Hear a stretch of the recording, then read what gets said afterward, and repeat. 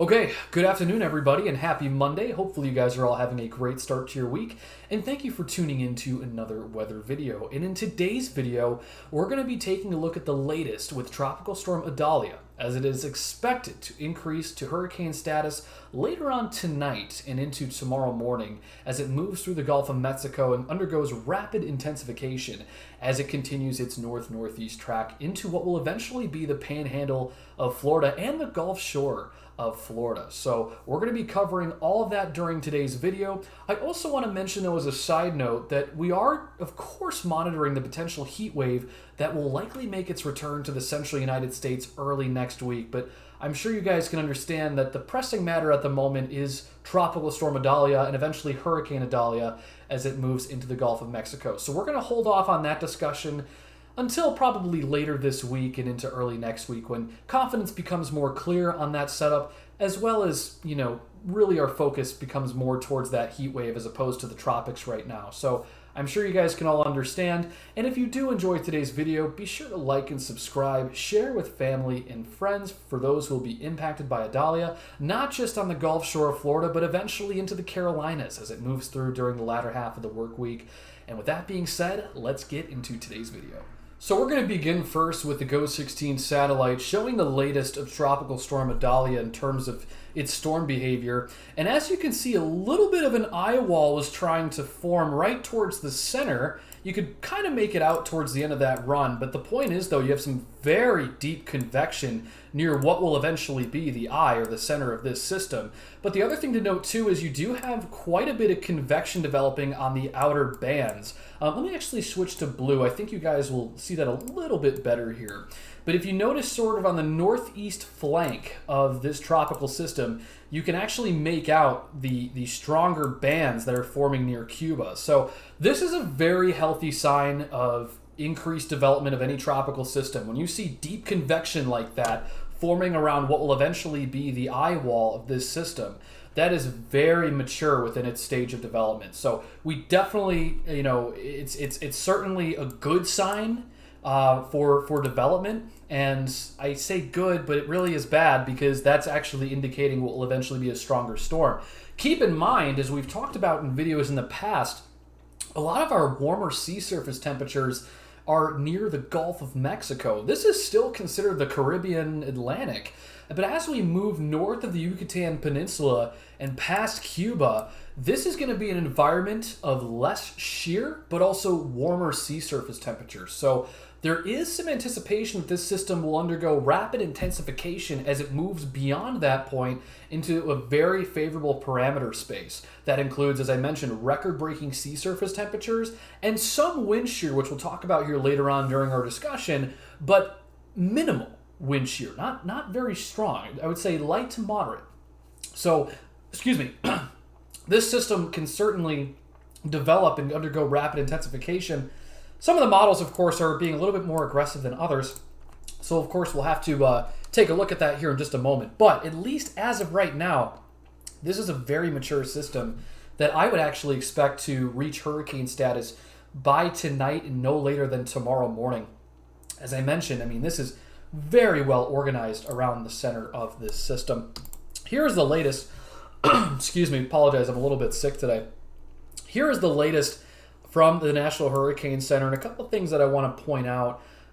Inundation of 7 to 11 feet above ground level is expected between these two areas, the Chashahowitzka and the Aleutian River. And I apologize if I mispronounced any of those names. I'm sure I'll get corrections in the comments, so feel free to do so. But Tampa Bay, Big Bend region of Florida certainly could be experiencing some pretty significant storm surge here. We have a map that's zoomed in here in a second that will show you. Anytime we're dealing with 7 to 11 feet storm surge, especially above sea level, that can certainly lead to some serious inundation. So folks along the Gulf Shore from Panama City getting back down into Tampa Bay certainly need to take this seriously if you live along the shorelines. And I'll mention this throughout the video. If you are under any evacuation orders from the state and local government, take those seriously. Proceed with an abundance of caution, and know that if you do stay behind, they might not be able to reach you in the case of significant flooding due to storm surge or heavy rainfall. So you certainly want to take any warning seriously from the government. If any evacuation orders are issued, certainly would advise you to take those seriously and to abide by that, because these government officials are being fed information from NOAA as well as the National Hurricane Center in coordination with the National Weather Service. So these are folks that are very well versed in this field, especially with tropical systems. So if they are regurgitating that information, they are getting it from expert officials. So would strongly advise you to take those seriously if in the event that those are issued. Now, I mentioned before, flash and urban flooding, right? It's not just going to be from the storm surge, but also the heavy rainfall amounts.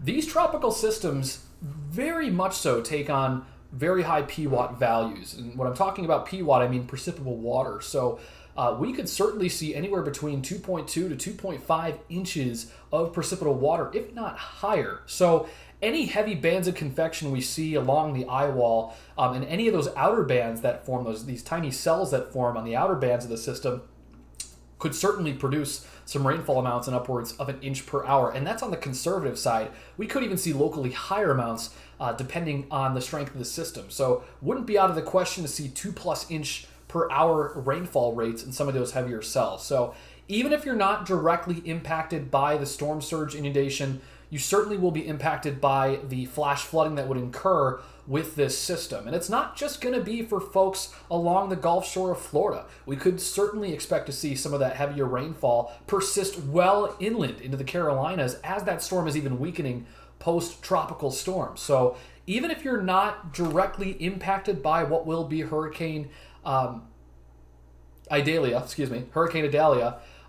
just know that when it weakens to tropical storm status, that there still is the threat of heavy rainfall and strong winds inland past Florida. So if you live in the Carolinas, if you're near Georgia along the Atlantic coast, you guys are certainly not out of the woods, and you certainly want to keep track of the latest conditions, because that will present itself as a threat, the winds and as well as the heavy rainfall. Hurricane force winds are also expected across portions of far western Cuba later today. They are under some hurricane advisories, so that is an immediate concern. And as we can see here on the latest track, the National Hurricane Center with the latest advisory shows this being a major hurricane as it makes landfall along the Gulf Shore of Florida later on towards Wednesday morning, late Tuesday night into Wednesday morning. So that all being said, let's take a look here at the 200 millibar jet. And there's a reason why I'm pointing to this, because a lot of folks have had questions relating to the track of this system. Some people that I've talked to have asked, is it going to move more west as opposed to northeast? The likelihood of that is very, very low. And the reason why is because by the time this develops out towards the Gulf, notice how you have this positively tilted trough out towards the northeast and Ohio Valley. That's going to help to steer the system and sort of hook it northeast. So I would say that right now, at this moment, the current track that's been put out by the National Hurricane Center pretty much encompasses where the system is expected to go, which is more of a northeasterly track. It could hook a little bit more north initially into the Panhandle. It could also take more of a hard northeast turn just to the north of Tampa Bay. So there is some variability with that. Remember, these cones are really cones of uncertainty in terms of where the eye of it could land. So there still is a lot of variability with where it will go with respect to the Gulf Shore of Florida.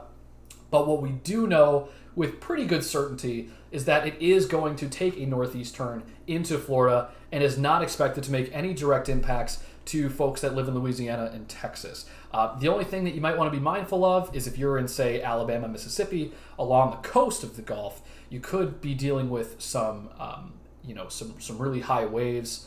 Beaches may be closed because of that. So that's really the only direct impact with that system. But besides that, we aren't expecting a landfall for anywhere west of Florida. It's pretty much going to stay predominantly within this area from the Gulf Coast, say at Panama City, and then down towards Tampa Bay.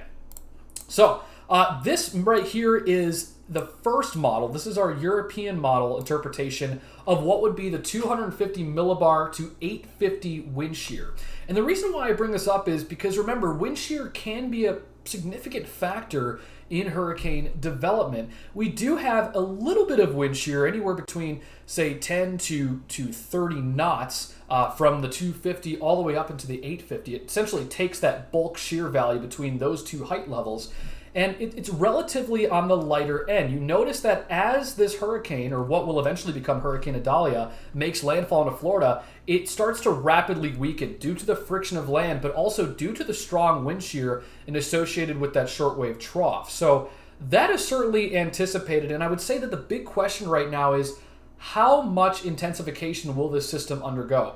We've already talked about it at the top of the video. There is very much a pool of high sea surface temperatures in the Gulf that presents itself, but you also do have shear that's presenting itself that could help to sort of perturb this storm from strengthening even more beyond, say, a major hurricane, beyond, say, a Category 3.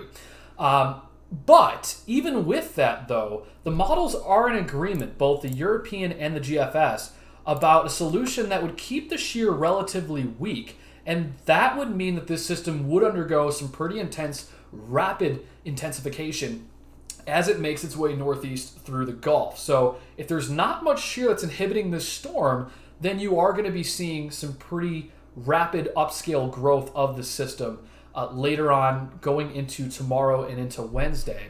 But keep in mind that I will say, I mean, even with the shear being low to, say, moderate, that should help to inhibit the storm from growing beyond a Category 3 and, say, a Category 4. I know a lot of folks have been tossing around, you know, the idea that this could go Cat 4.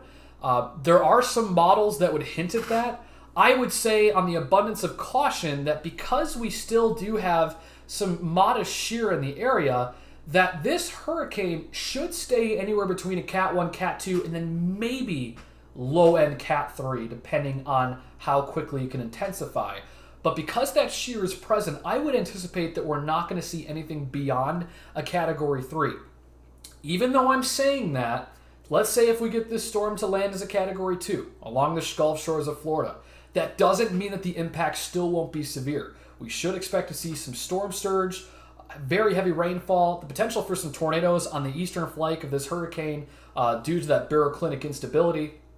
There are a lot of hazards that still present themselves, even if it's not a major. So I want everybody in Florida, again, if you are under any sort of hurricane watches or warnings, to take this seriously, whether it's a major or not. I'm just saying, from my own personal opinion and my point of view, that because of the shear that still exists within the Gulf, I wouldn't anticipate this system to go anything beyond a Category 3. I think it's going to be anywhere between a Cat 1 to maybe just a low-end Category 3 once it makes landfall into Florida.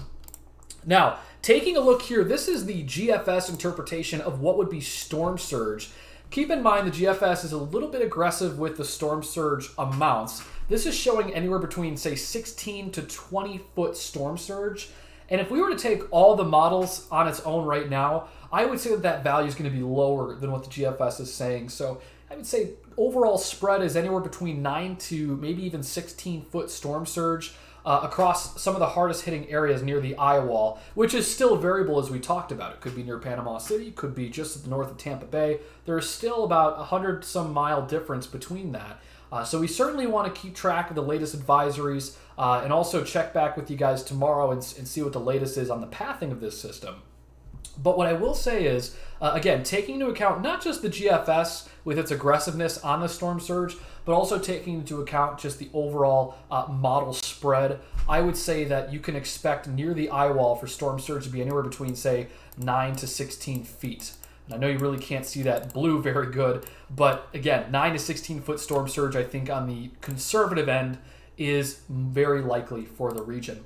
And then finally, let's take a look at the spread. This is as of 12Z. By the way, a lot of the information pulled from today's video is from Tropical Tidbits. All the sources that I did pull from in today's video all throughout will be posted in the bio below. But I really like this page because it shows you the statistical spread of all the different model solutions. I want to turn your attention to something. The higher confidence that exists is really anywhere between, say, now and 24 hours. So within the next 24 hours, the model spread is pretty consistent. that it will be likely between a tropical storm and a Category 1, a low-end Category 1, between now and 24 hours.